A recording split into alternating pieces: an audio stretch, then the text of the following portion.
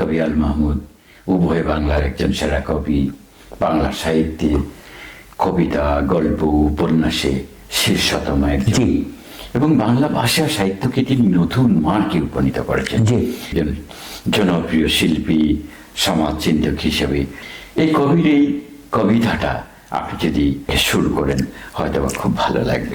মাহমুদ ভাইয়ের অত্যন্ত প্রিয় একটা কবিতা নোলক।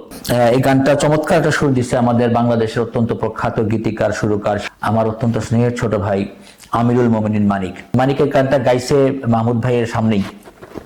আমাদের খুব পছন্দ করতেন মানিককে, এবং আমি খুব খুশি হয়েছিলেন গানটা যখন মানিক সুর দিছে। আমার মায়ের সোনার নোলক হারিয়ে গেল শেষে, হেথায় খুঁজি হোথায় খুঁজি সারা বাংলাদেশে।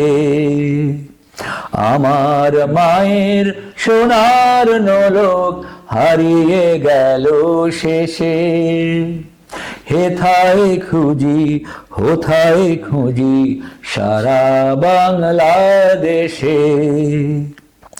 নদীর কাছে গিয়েছিলাম, আছে তোমার কাছে, হাত দিও না আমার শরীর ভরাবো আল মাছে। বলল কেঁদে তিতাস নদী হরিণ বেড়ের বাঁকে, সাদা পালক বকরা যেথায় পাক ছাড়িয়ে থাকে। জল ছাড়িয়ে দল হারিয়ে গেলাম বনের দিক, সবুজ বনের হরিত টিয়ে করে রে ঝিকমিক। বনের কাছে এই মিনতি ফিরিয়ে দেবে ভাই, আমার মায়ের গয়না নিয়ে ঘরকে যেতে চাই। কোথায় পাবো তোমার মায়ের হারিয়ে যাওয়া, কোথায় পাবো তোমার মায়ের হারিয়ে যাওয়া ধন। আমরা তো সব পাখ পাখালি বনের সাধারণ, সবুজ চুলে ফুল পিঁধেছি নোলক পরিণত। ফুলের গন্ধ চাও যদি নাও, হাত পাতো হাত পাতো। বলে পাহাড় দেখায় তাহার আহার ভরা বুক, হাজার হরিণ পাতার পাখে বাঁকিয়ে রাখে মুখ। এলিয়ে খোপা রাত্রি এলেন, ফের বাড়ালাম পা, আমার মায়ের গয়না ছাড়া ঘরকে যাব না।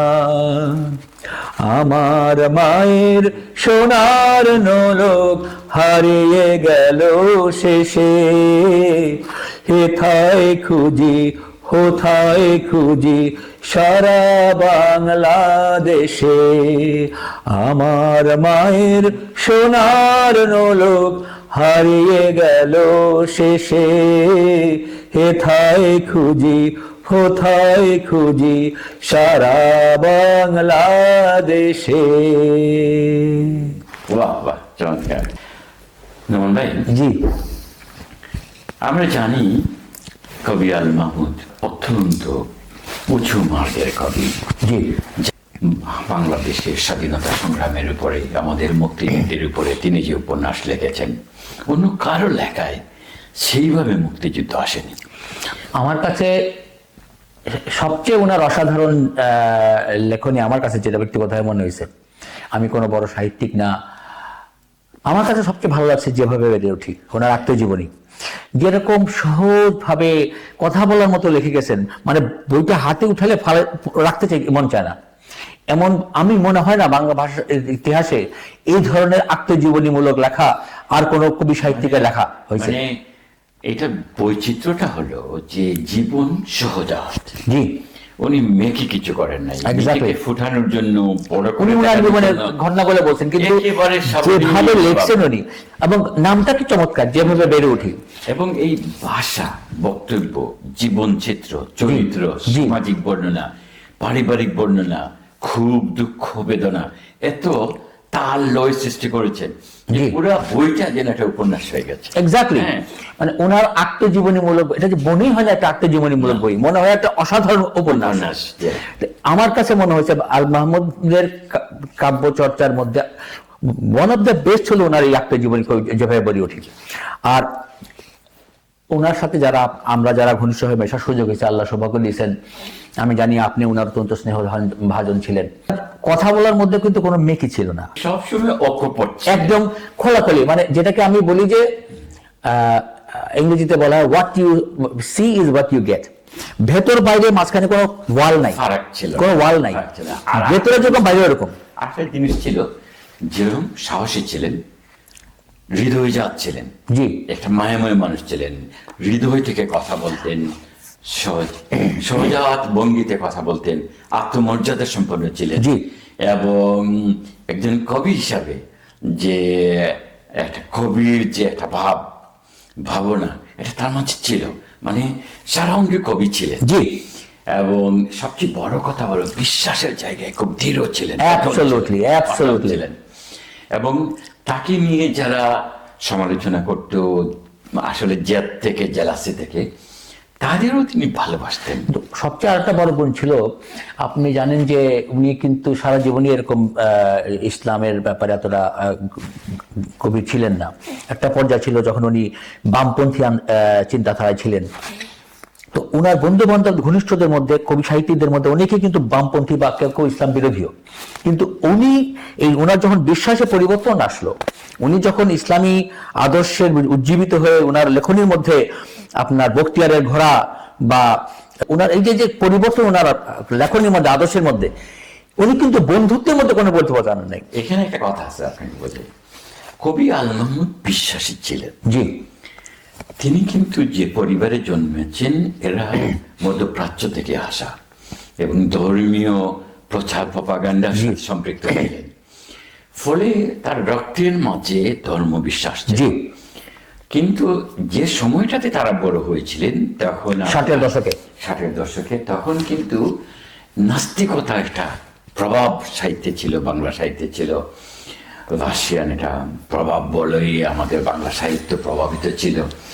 ফলে এই যে সমাজতান্ত্রিক জীবন ব্যবস্থার যে সাম্য, সহানুভূতি, সহমর্মিতার কথাগুলো তার ভিতরে রেখাপাত করেছিল। এটা কিন্তু আসলে ইসলামের কথাও। আপনি খেয়াল করে দেখবেন যে বড় বড় ইসলামী ব্যক্তিত্ব, ডক্টর মোহাম্মদ শহীদুল্লাহ বা কবি গোলাম মোস্তফা, তাদের সন্তানরা কিন্তু যেহেতু ওই একই বয়সে ওই বামপন্থী একটা চিন্তাধারায় ইনফ্লুয়েন্স ছিল। কিন্তু অন্যরা তথাকথিত সুবিধাবাদী বাম ছিল বিদায় তারা সত্যের সন্ধান পায়নি। কবি আল মাহমুদ বিশ্বাসী ছিলেন তখনকার সময়ে, যেটাকে সমাজতান্ত্রিক জীবন ব্যবস্থায়, যেটাকে মানুষের অধিকারের ব্যাপার, উনি আপনার যে বামপন্থী পত্রিকা জনকণ্ঠের সম্পাদক ছিলেন। এই জায়গাটাতে আসার আগের কথাটা বলি। তারপরে তিনি যখন আর একটু গভীরে গেলেন এবং মহাসত্যের সন্ধান পেয়ে গেলেন, তখন তিনি পবিত্র কোরআন নিয়ে, হাদিস নিয়ে চর্চা শুরু করলেন। এবং আপনি জানেন তিনি যখন জেলের ভিতরে ছিলেন, স্বাধীনতার পরে যখন তাকে জেলে নিয়ে গেল ওই জনকণ্ঠে ওনার সরকার বিরোধী লেখনী কারণে, সরকার বিরোধী শক্তিমান এত, তখন তো কাঁপিয়ে তুলেছিলেন তখনকার প্রশাসনকে। যে সময় বঙ্গবন্ধু ব্যাপারে কেউ কথা বলার সাহস করতো না, ভাবতই না, তখনও তিনি সমালোচনা করেছেন এবং প্রখর যুক্তি সহকারে। তারপর তাকে যখন জেলে নেওয়া হলো, ফররুখ আহমদ তাকে একদিন কোরআন উপহার দিয়েছিলেন, বাংলা কোরআন। মনে করেছিলেন যে অন্য বই তো এরা পড়তে দিবে না, আর উনি তো পড়ুয়া, হ্যাঁ উনি খাবে, কাজেই বাংলা ভাষায় একদিন কোরআন দিয়েছিলেন। ওই কোরআনটা তিনি ফররুখ আহমদ তখন জেলে ছিলেন না, ফররুখ আহমদ তাকে উপহার দেখতে গিয়ে, রাইট, ওকে। তখন আপনার এই কোরআন পড়তে পড়তে একটা জায়গায় যে তখন দেখলেন ফাবিআই আলা রাব্বিকুমা তুকাজ্জিবান, যে তুমি আল্লাহর কোন কোন নিয়ামতকে অস্বীকার করো। এই সূরা আর রহমানের আয়াতের পর আয়াত যখন তিনি পড়ছিলেন, আর তখন তার সামনে এই জেলেই একটা ডালিয়া গাছ ছিল, এই গাছটা ফুল আর পাতার দিকে তিনি তাকাচ্ছিলেন, আর তিনি ভাবছিলেন সত্যিই তো এটা একটা গাছ থেকে এরকম তো ফুল হতে পারে না। এরকম তো রং রূপ হতে পারে না, এটা নিশ্চয়ই মহান স্রষ্টার সৃষ্টি ছাড়া আর কিছু নয়। এই যে স্রষ্টার প্রতি তার আত্মবিশ্বাস, সৃষ্টি এবং স্রষ্টার প্রতি তার যে বিশ্বাসের জায়গাটা অবগত সত্য হিসেবে ধরা পড়ল, এবং এরপর থেকে তিনি কোরআন পড়তে শুরু করলেন, এবং পড়তে পড়তে এক জায়গায় গিয়ে যখন দেখলেন যে সূরা শুআরা, যেখানে কবিদের কথা বলা হয়েছে, আর সেখানে তিনি পেয়ে গেলেন তার কথা, একজন কবির কথা, যে কবিরা মরুম মশিকের উপত্যকায় ঘুরে বেড়াচ্ছে, আর যারা বিশ্বাসী তারা সত্য সুন্দরের পথ পেয়েছে।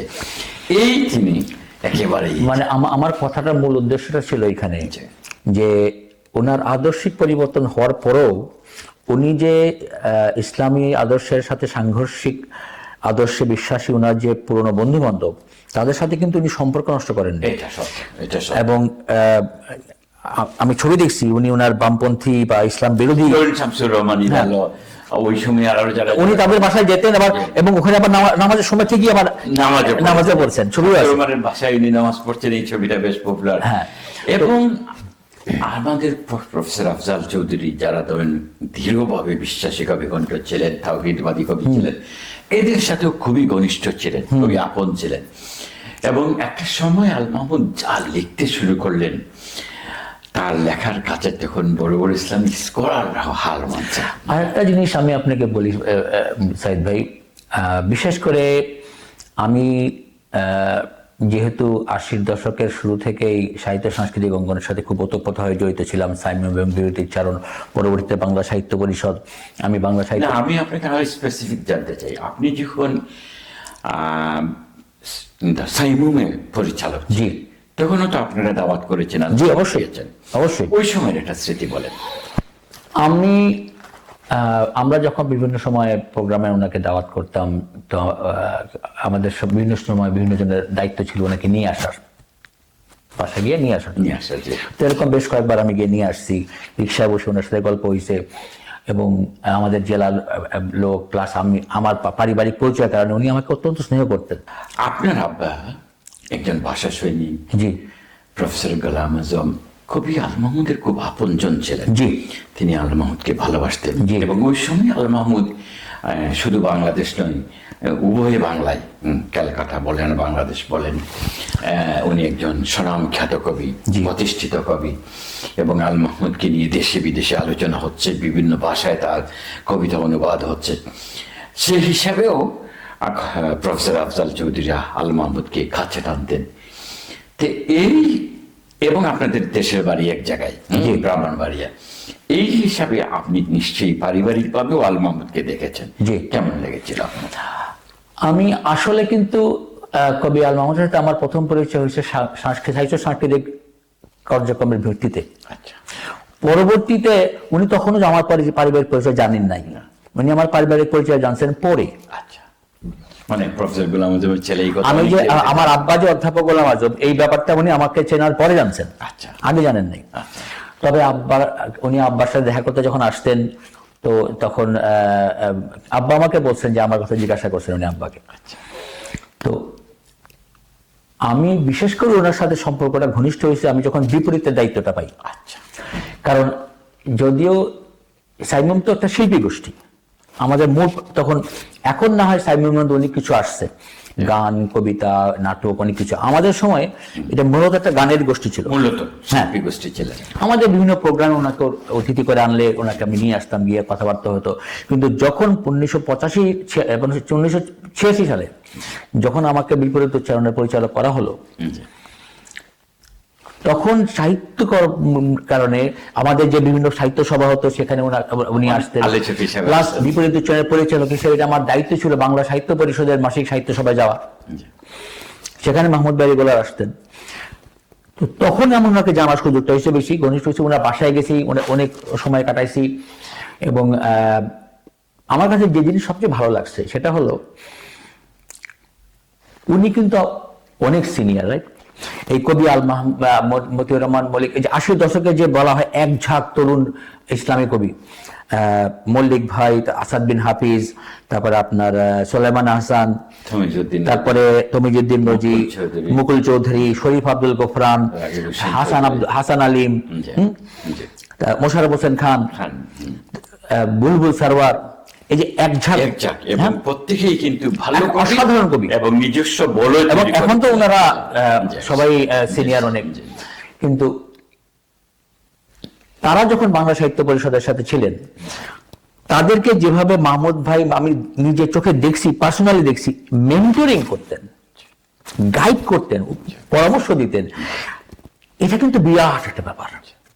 তো এই যে 60-এর দশকের যে একঝাঁক তরুণ কবি তখন ছিল, আজকে 40 বছর ধরে তারা দাপটের সাথে বাংলা সাহিত্য অঙ্গনে একটা ইসলামী ধারার যে একটা প্রচলন করার পিছনে এই ব্যক্তিগুলোর কিন্তু অবদান অস্বীকার্য। বিশাল বিশাল। মল্লিক ভাই, সোলাইমান ভাই, আসাদ ভাই মরহুম, মল্লিক ভাই মরহুম, তারপরে আপনার হাসান আলিম ভাই, তারপরে এমনকি সাজ্জাদ হোসেন খান, হ্যাঁ, আমাদের যে যারা আছেন, মুকুল ভাই বলেন, এক প্রায় ডজন খানেক, এই ব্যক্তিগুলো কিন্তু বাংলা সাহিত্যের আদল পরিবর্তন করে দিয়েছে। বাংলা সাহিত্যে ইসলামী ভাবধারার যে একটা বিশাল বিপ্লব তারা ঘটাইছে, এটার পেছনে কিন্তু ইনডাইরেক্ট মদত ছিল, হাত ছিল, গাইডেন্স ছিল মাহমুদ ভাইয়ের। মুখ্য নেতৃত্ব ছিল, হ্যাঁ, প্রভাবিত, Exactly. উনি প্রভাবক ছিলেন, তার হ্যাঁ, কথাই উনি ছিলেন তাদের গাইড। এবং একটা কথা কি জানেন, কবি আল মাহমুদ, আমরা যেটা বলতাম যে জ্ঞাত অর্থের চেয়ে অতিরিক্ত অর্থ জানতেন। জি, তার শব্দের যে ব্যঞ্জনা, জি, উপস্থাপনা, জি, এবং তার যে নিজের উচ্চারণ, তার উচ্চারণটাও মানে বোমা ফাটার মতো মনে হতো। এবং অনেক কবি কিন্তু তার নিজের কবিতা ভালো আবৃত্তি করতে পারে না, অনেকেই না, কিন্তু মাহমুদ ভাই কিন্তু পারতেন। অসাধারণ পারতেন মানে কি, তার উচ্চারণ দারুণ ছিল। আমার মাহমুদ ভাইয়ের সাথে তো 80-র দশকে অনেক স্মৃতি আছে, কিন্তু 90-এর দশকে একটা স্মৃতি আমার কাছে সবচেয়ে বেশি ভালো লাগছে। উনার ভাইগনা বোধহয় থাকতেন রসডেল, আমি তখন ম্যানচেস্টার থাকি, আমাদের ম্যানচেস্টার থেকে এবার ধরেন 10-12 মাইল দূরে একটা শহর, গ্রেটার ম্যানচেস্টার কাউন্টির একটা শহর রসডেল, এই 30-40 মিনিটের ড্রাইভ। তো ম্যানচেস্টারে আমি থাকতাম, উনি যখন আসে, তো উনি আমাকে জানালেন, আমার নাম্বার নিয়ে আসছিলেন দেশ থেকে আমার নাম্বার, ওই যেহেতু জানি আমি ম্যানচেস্টার থাকি, আর রসডেল উনি যাচ্ছে খুব বেশি দূরে না, এসে আমাকে যোগাযোগ করলেন, নোমান আমি তো এখানে আসছি। তো আমি সাথে সাথে গেলাম ওনার ভাইনের বাসায়।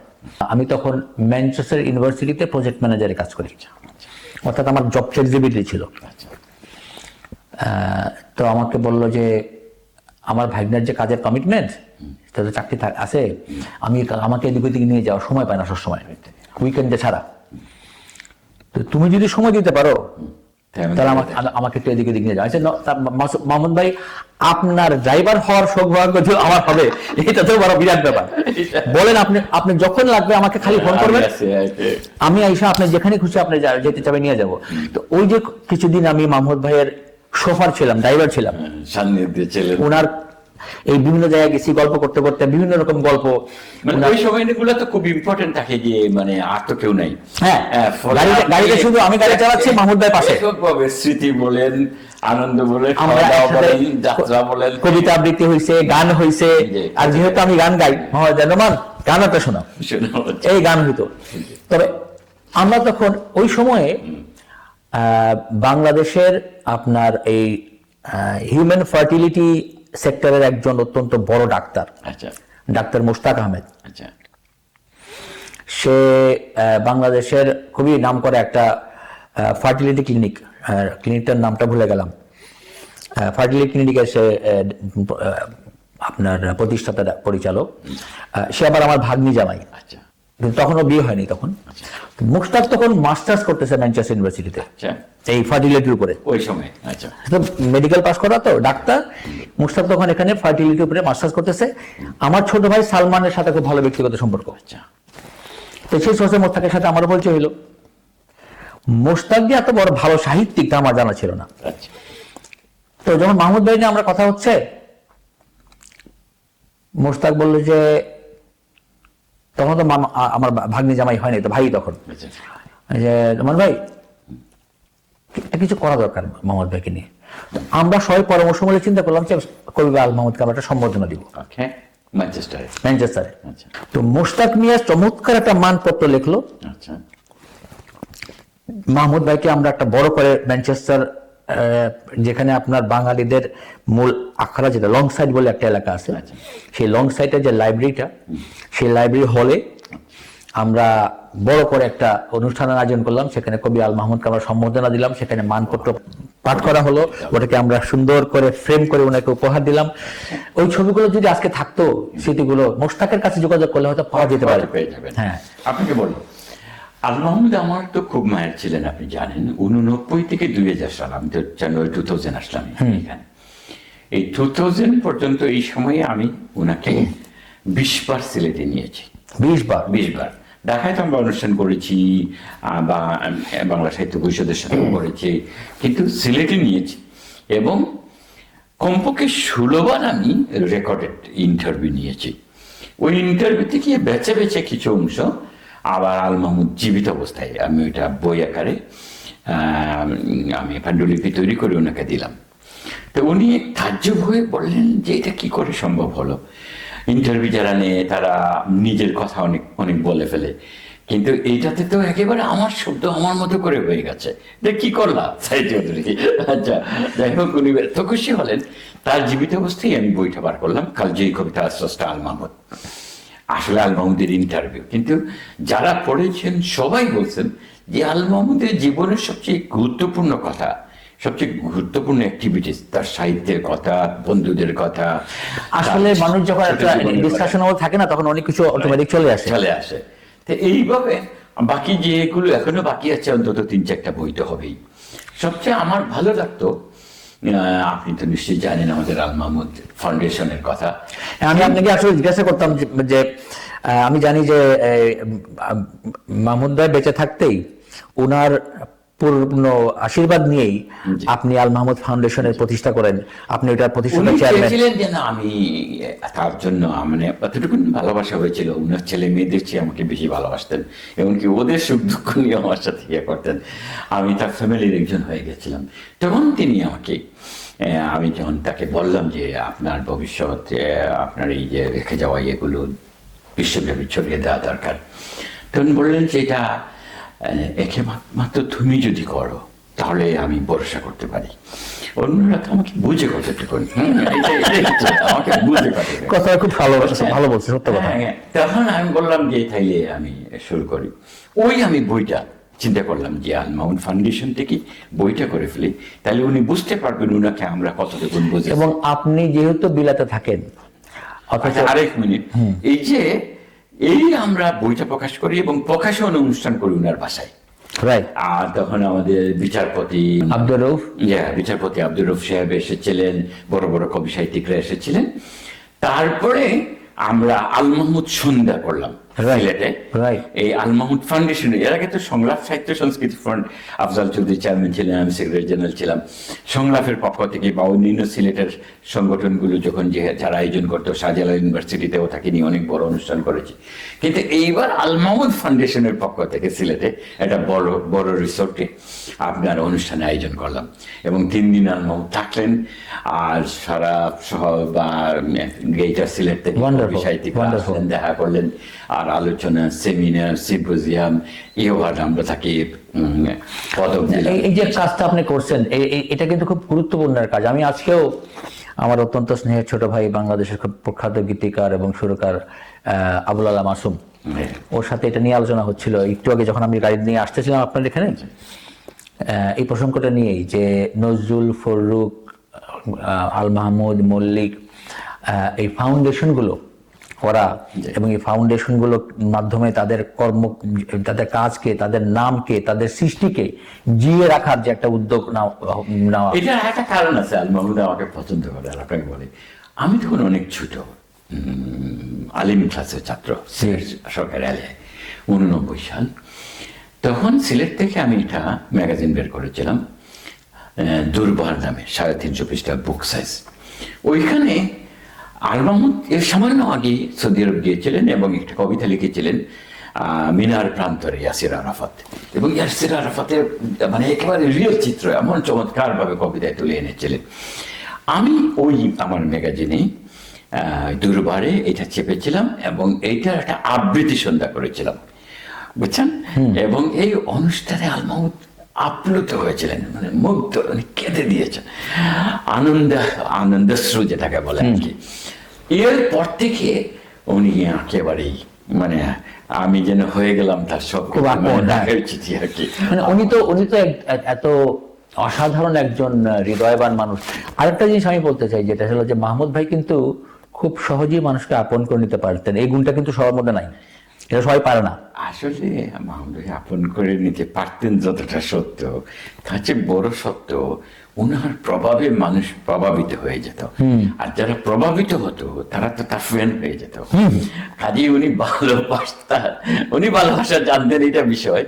আর মানুষ তাকে এত ভালোবাসতো যে আমি দেখছি যে আমাদের এই যে নামগুলো বললাম, আপনার সোলাইমান ভাই, আসাদ ভাই, মুকুল ভাই, আপনার মোশাররফ ভাই, মল্লিক ভাই, সবাই তাদের সাথে মাহমুদ ভাইয়ের বসে যখন গল্প শুরু হতো, আমরা যখন বসতাম, মাহমুদ ভাই ওনাদের সবার সিনিয়র, ওনারা আমার সিনিয়র।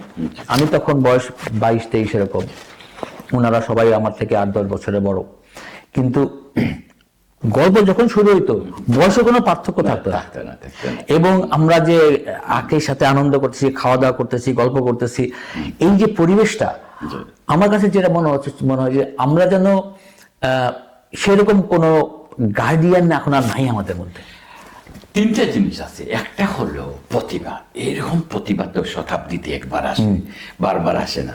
ফলে এই প্রতিভা, গার্জিয়ানশিপটা আসার আগে তো কেন আমরা মুগ্ধ, কেন আমরা আপ্লুত? তার জ্ঞানের কাছে, তার প্রতিভার কাছে, তার শব্দ চয়নের কাছে, তাই না? তার কবিতার কাছেই তো সমর্পণ করে। কিন্তু একটা সেম টাইম তার ব্যক্তিত্বের কাছে। হ্যাঁ, শুনেন, ব্যক্তিত্ব না হলে এই কবিতা আসে না। উনি যে কবিতা বলতো, সেটা নবী রসুলের উপর কবিতা, সাহাবীর উপর কবিতা, বিশ্ব মানবতার উপর কবিতা, নজরুলের উপর কবিতা, কোরআনের উপর কবিতা, ইয়াসির আরাফাতের উপর কবিতা, যেটাই বলছে সেটা ওই মার্গের ছিল।